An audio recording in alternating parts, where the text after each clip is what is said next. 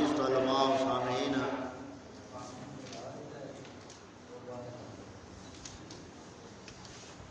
آج ذی الحج کا آخری روز ہے، یعنی 30 ذی الحج 1443 ہجری، اور آج کا یہ ہمارا اس مہینے کی مناسبت سے اختتامی درس ہے۔ کل سے ماہ محرم الحرام ابتدا ہو جائے گی اور ہم مسلمانوں کا نیا سال سن ہجری کے اعتبار سے شروع ہو جائے گا۔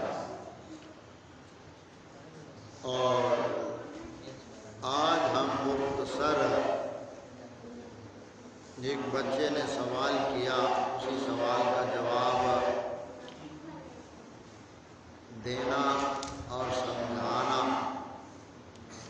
ضروری ہے۔ سوال یہ کیا گیا کہ عرس اور میلے میں کیا فرق ہے، تو یہی مناسب سمجھا کہ تمام گاؤں والے بھی، مرد و عورت بھی، چھوٹے بڑے بھی اس فرق کو سمجھ لیں، اور جو شریعت مطہرہ ہمیں رہنمائی دے اس پہ ہر مسلمان سنی کو قائم رہنے کی کوشش کرنی چاہیے۔ چونکہ آگے غالباً میلہ قریب ہے کوئی یہاں، اور وہ سالانہ میلہ تقریباً 5 محرم کو لگتا ہے، اور بھی کئی مقامات پہ میلے لگتے ہیں گرد و نواح میں، یا ہمارے ہاں بھی جہاں ہم رہتے ہیں وہاں بھی قبرستانوں میں اکثر میلے لگتے ہیں اور لگائے جاتے ہیں۔ تقریباً جہاں بھی قبرستان ہے وہاں کوئی نہ کوئی میلہ ضرور ہوتا ہے۔ تو میلے اور عرس کا جو فرق ہمیں اسلام اور شریعت نے بتایا ہے، وہ اگر ہم مختصر یوں سمجھ لیں 2 لفظوں میں تو اتنی ہی سمجھ کافی ہے مسلمان کے لیے۔ میلے لگانا یہ کام مشرکین کا تھا، اور عرس کی یاد تازہ کرنا یہ بزرگان دین کا طریقہ ہے، یعنی اللہ والوں کا طریقہ ہے۔ تو عرس عقیدہ اہل سنت و جماعت میں شرعی قیود کے مطابق ایک مستحسن اور اچھا عمل ہے، اور میلے کا وجود اور تصور نہ دین اسلام میں ہے اور نہ ہی شریعت محمدیہ میں ہے اور نہ ہی مذہب اہل سنت میں ہے۔ میلے میں ہوتا کیا ہے؟ لب و لہب ہوتا ہے۔ لب و لہب کیا ہے؟ کھیل تماشا، اور پھر عریانی فحاشی بے پردگی مردوں اور عورتوں کا اکٹھے ہونا، اور میل جول، اور پھر قبروں کی پامالی، یعنی قبروں کے اوپر سیر و تفریح کے بہانے یا سیلفیاں لینے کے بہانے یا ایک دوسرے سے ملنے گلنے کے بہانے کے حوالے سے قبرستان میں لوگ اکٹھے ہوتے ہیں، جہاں حالانکہ ہمیں اپنی آخرت کو یاد کرنا چاہیے، وہاں ہم اپنی دنیا کی ریل پھیل میں گم ہوتے ہیں۔ اور قبروں کے اوپر پاؤں دھرنا، یا ایسی جگہیں جہاں کچھ طریقہ لوگوں نے بنایا ہوا ہے کہ وہ کچھ درخت وغیرہ ہوتے ہیں ان کے نیچے سے گزرنا یا اوپر چڑھ جانا درخت کے، یہ ساری چیزیں یہ سب خرافات ہیں۔ ہر مسلمان کو ان چیزوں سے بچنا چاہیے۔ ہمارا فریضہ فقط آپ کو بتانا اور سمجھانا ہے، آپ کو ہاتھ سے روکنا ہمارا کام نہیں ہے۔ یہ آپ کی اپنی مرضی ہے، انسان کھڈے میں گرے یا انسان سیدھے راستے پہ چلے، ہمارا کام صرف سمجھانا ہے بس۔ تو جو خرافات یہاں میلوں ٹھیلوں پہ ہوتے ہیں، پھر کتے لڑتے ہیں، پھر بندے لڑتے ہیں، پھر کتے بندے اکٹھے لڑتے ہیں، اور یہ سلسلے سارے وہاں چلتے ہیں۔ تو یہ میلہ ٹھیلا جو ہوتا ہے، یہ اصل میں پرانی ریت ہم تاریخ میں دیکھیں، میں کئی بار یہ پہلے بھی بتا چکا ہوں کہ یہ کفار مشرکین میلے لگاتے تھے۔ ابراہیم علیہ السلام کے دور میں نمرودیوں نے میلہ لگایا تھا، اور ابراہیم علیہ السلام سے کہا تھا کہ ابراہیم آؤ ہمارے میلے کو دیکھیں، تم ہمیں دن رات رب کی طرف بلاتے ہو۔ موسیٰ علیہ السلام کی جو قوم تھی ان کے مقابلے میں فرعونی قوم، فرعونیوں نے بھی میلہ ٹھیلا لگایا ہوا تھا، اور موسیٰ علیہ السلام نے ان کے سامنے جب اللہ تعالیٰ کے پیغام کو عام کرنے کا اذن رب تعالیٰ نے جب آپ کو حکم فرمایا، تو آپ نے بھی دن ان کے میلے کا مقرر فرمایا تھا۔ جب وہ رسیاں وغیرہ انہوں نے جادوگروں نے ڈالی، یوم زینہ ان کے، یعنی یہ جو میلے کے دن ہیں، وہ قرآن پاک نے بیان کر کے بتایا کہ یہ ان کا کام تھا۔ تو آگے محمد عربی صلی اللہ علیہ وسلم جلوہ گر ہوئے، تو مکہ پاک کی دھرتی پہ مزار عکاظ میں ابو جہل جو بڑا تھا ان کا، وہاں میلے ٹھیلے کا اہتمام کرتا تھا۔ تو میلے میں عریانی، فحاشی اور لب و لعب، کھیل کود، تماشا ہوتا ہے، اور اس کی قرآن پاک نے نفی فرمائی ہے۔ جو آیا مبارکہ میں نے تلاوت کی ہے، یہ سورۃ لقمان ہے، 21 پارہ ہے، اس کی آیت نمبر 6 ہے، جس میں اللہ تعالیٰ ارشاد فرماتا ہے وَمِنَ النَّاسِ مَن يَشْتَرِي لَهْوَ الْحَدِيثِ، اور کچھ ایسے ہیں لوگوں میں جو کھیل تماشے کی چیزیں خریدتے ہیں، یعنی لب و لعب خریدتے ہیں، بغیر علم، ان کے پاس علم نہیں، اور کیا کرتے ہیں، یعنی ایک تو ان کے پاس علم نہیں، معلوم ہوا کہ جو میلے لگاتے یا لگواتے ہیں ان کے پاس دین کا علم نہیں ہے۔ تو جہاں دین کا علم نہیں وہاں جہالت ہے اور اندھیرا ہے، اور جہاں اندھیرا ہو وہاں کیا نظر آئے گا، وہاں دین کیا نظر آئے گا، جہاں ہو ہی اندھیرا۔ اور پھر آگے اللہ تعالیٰ فرماتا ہے وَيَتَّخِذَهَا هُزُوًا، اور ہنسی بناتے ہیں، یعنی جب ان کو کوئی اللہ تعالیٰ کے احکام کی بات سنائی جائے تو اس کی وہ ہنسی مذاق بنا لیتے ہیں۔ تو ایسے لوگوں کے لیے اللہ تعالیٰ فرماتا ہے اولئک لہم عذاب مہین، ایسے لوگوں کے لیے ذلیل کر دینے والا عذاب ہم نے تیار کر کے رکھا ہے۔ تو جس کو ذلت کا عذاب چاہیے اللہ تعالیٰ کی طرف سے، وہ میلے ٹھیلے لگائے اور اس کو آباد کرے اور جانے والے جائیں۔ اللہ تعالیٰ نے ذلیل کر دینے والا عذاب ان لوگوں کے لیے تیار کر رکھا ہے جو کھیل تماشے کی چیزیں خرید کر لوگوں کو اللہ کے رستے سے گمراہ کرتے ہیں۔ تو یہ آیا مبارکہ، اور دوسرے مقام پہ اللہ تعالیٰ نے ایسے لوگوں کے بارے میں ارشاد فرمایا، دوسرے مقام پہ سورہ نور ہے، 18واں پارہ ہے، اس کی آیت نمبر 19 ہے۔ اللہ تعالیٰ ارشاد فرماتا ہے ان الذین یحبون ان تشیع الفاحشۃ فی الذین آمنوا لہم عذاب علیم فی الدنیا والآخرہ۔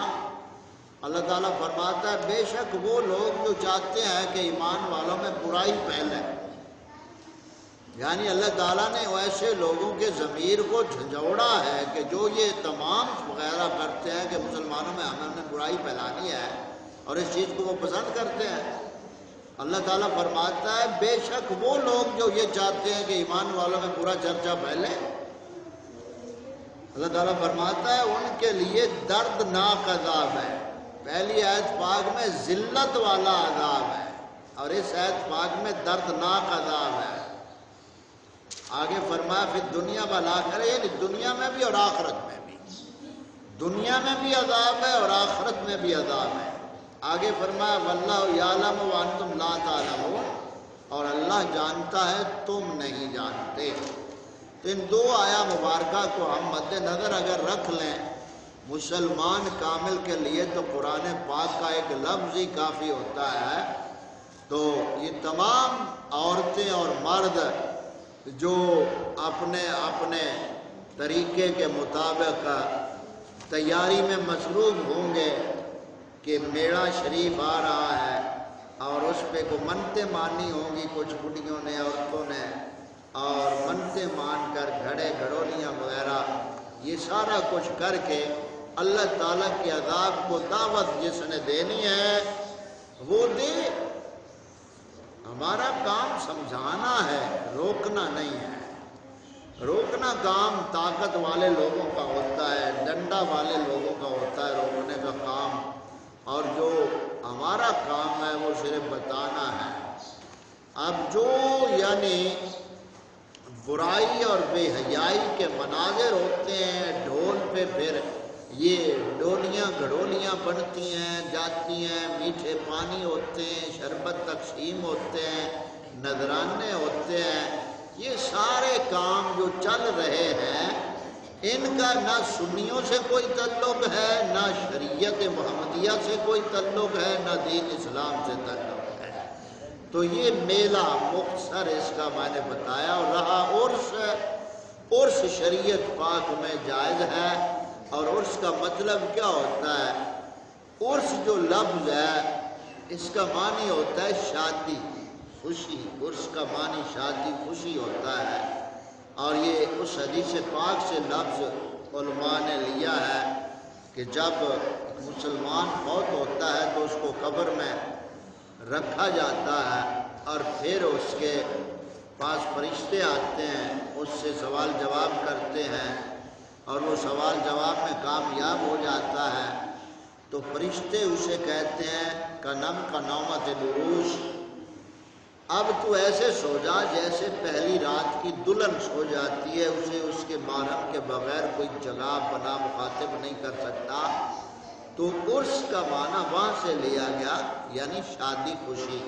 اور اللہ کا کامل ولی جو ہوتا ہے یہ جب دنیا سے پردہ کرتا ہے تو پھر اس کے اس تاریخ والے دن جس دن اس کا وصال ہوا ہے یا وہ فوت ہوا ہے، اسی دن کی یاد تازہ کرتے ہوئے وہاں دین بیان ہوتا ہے، شریعت بیان ہوتی ہے۔ یعنی جیسے اللہ کے ولی نے شریعت پہ چل کر مقام و مرتبہ اللہ تعالیٰ کا قرب حاصل کیا، اسی طرح بعد بھی اس کے آستانے کامل پہ یہی چیز ہوتی ہے، اور پھر وہ مصداق بن جاتا ہے فاذکرونی اذکرکم۔ اللہ تعالیٰ فرماتا ہے تم میرا ذکر کرو میں تمہارا ذکر کروں گا۔ تو اللہ والوں نے اللہ تعالیٰ کا ذکر کیا۔ اب جو اللہ والے ہیں اللہ تعالیٰ ان کے ذکر کی یہ جزا دیتا ہے کہ جب وہ دنیا سے چلے جاتے ہیں تو ان کے کامل آستانے جو ہیں ان کے اوپر پھر اللہ والوں کا ذکر رہتا ہے۔ تو یہ عرس ہے، عرس میں شریعت اور تلاوت ہوتی ہے، اور میلے میں برائی اور بے حیائی ہوتی ہے۔ اب رستے دونوں آپ کے سامنے ہیں۔ اگر ہم مسلمان ہیں اور ہم دعویٰ رکھتے ہیں کہ ہم مسلمان ہیں تو ہر مرد عورت کو یہ غور کرنا چاہیے کہ ہمارا راستہ کون سا ہے۔ اور بعض پیر ایسے ہوتے ہیں جو شریعت کے دشمن ہوتے ہیں، اور پھر مریدوں کو وہ علماء حق سے دور کرنے کے لیے ایک بولی بولتے ہیں اور کہتے ہیں کہ انہاں مولویاں دی کہتے کتے نال بنی، انہاں مولویاں دی کہتے کتے نال بنی۔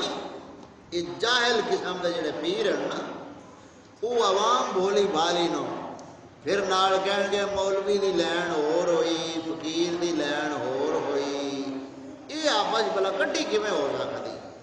وہ نام مراد پیر باؤ مولوی نہیں ہے، غوث پاک مولوی نہیں ہے، ہر رب کا کامل ولی پہلے مولوی عالم ہے، اور پھر رب کا ولی ہے. یہ عجیب جہالت ہے.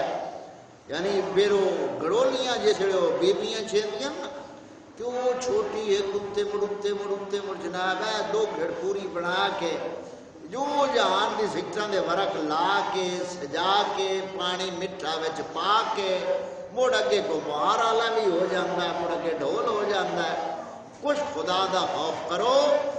مار کے جدو جانا ہے نا قبر اتھے رب تعالیٰ پوچھنا ضرور ہے. قبر اسی چیز دے بارے پہلے پوچھا جانا ہے, ایمان عقیدے دے بارے. سانو کچھ غور کرنا چاہیے. قرآن پاک نہ تو ایسا دور ہو گئے اور دنیاوی لانتاں جڑیاں انہاں دے اسی گرفتار ہو گئے اور انہاں دے اسی عاشق بن گئے.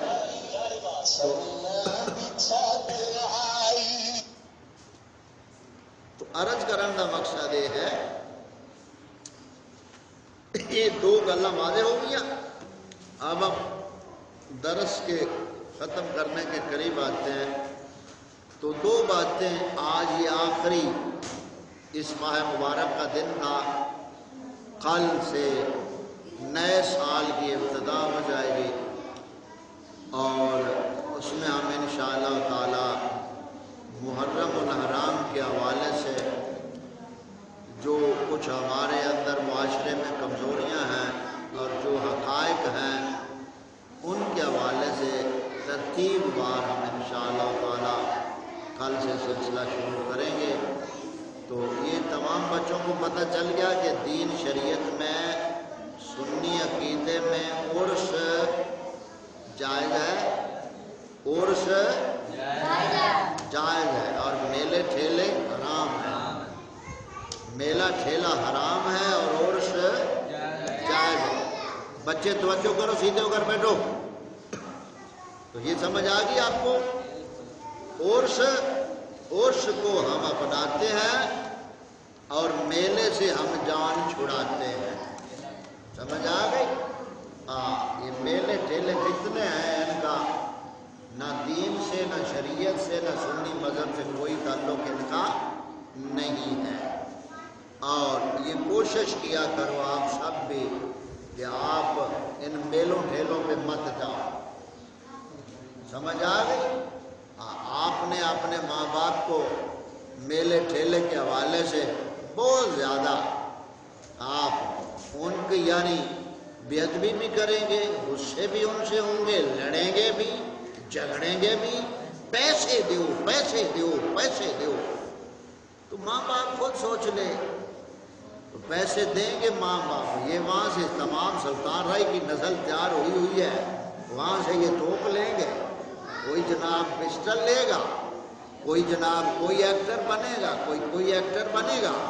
پھر ایک دوسرے سے لڑائی جھگڑا ہوگا اور پھر جنگ جاری ہوگی. پھر ماں بابا کا اوہ سنجے میں زید کار بیٹھا وہ میں ایا چھائے لینی.